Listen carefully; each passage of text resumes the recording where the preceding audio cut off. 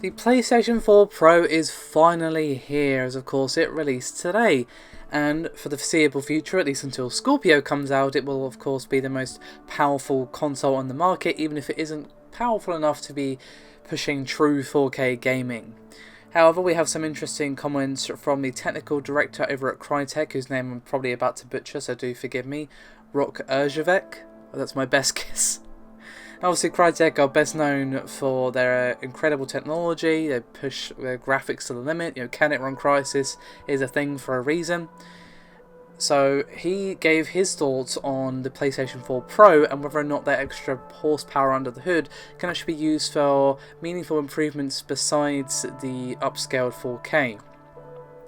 And he said, quote, "Definitely yes, and our own title, Robinson the Journey, demonstrates multiple aspects of those improvements, and we've only started scratching the surface in terms of what's possible there." Now, of course, as I said, the PS4 Pro is not going to be pushing native 4K game. It's going to be upscaled, it's going to be via checkerboard rendering, it's going to be doing some tips and tricks, but it is still pushing 4K, just not obviously true 4K. And he spoke a little bit on about whether the Pro will be powerful enough to push those native 4K visuals on modern AAA games, and he raised an interesting counter question that I feel is definitely worth considering, and I personally already know the answer to, but that is whether or not native 4K is even something that most developers would consider worth pursuing. Or say as a feature worth pushing, should I say. And he said, quote, "This is something that will vary wildly with different games, so there really isn't any one answer unless we use a generalization without context. But I would suggest that the real question we should be asking is whether native 4K will be seen as an important enough feature for developers to prioritise."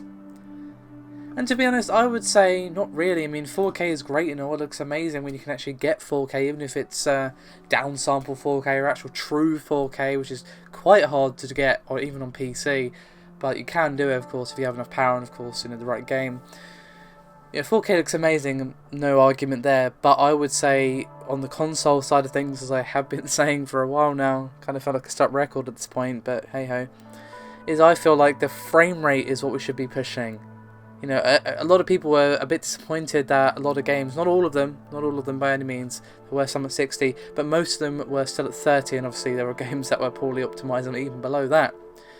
So, that's the push I would like to see, that option at least for 60 FPS, or at least an unlocked frame rate, so even if it isn't solid 60 on X game that looks amazing, you can still unlock it and get those extra frames, even if it isn't always sitting comfortably at 60. That is a choice that I feel like we should have. As I've always also said multiple times, I feel like that choice is also something that the PS4 Pro and the Scorpio as well can bring to the table. Of you can have in the menu a couple of modes or whatever. One is like, hey, super shiny mode. One is just like 1080p, 60 or whatever, and then another's like a locked frame rate mode if you just want to play solidly or what have you. And that is what I want to see pushed. Pushing for shiny visuals is great, but I want a game to feel good.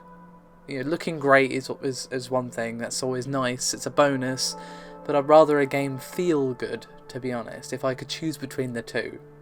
Obviously, it'd be better to have both, but if you said which would you choose, I said, well, I want a game to feel good and not like I'm moving through treacle things. So that's what I would say to that. We need to push the frame rate, and hopefully we will see that. We have seen some choice given, of course. My favourite mention is, of course, Rise of the Tomb Raider, given that they've added a bunch of options, one of which is an unlimited frame rate mode. They did say, of course, it's not always going to be 60, but it's there as an option for the gamer, and that's what I want to see with the Pro and the Scorpio. However, I'd love to hear your thoughts as always. Thank you very much for watching, and I'll see you next time.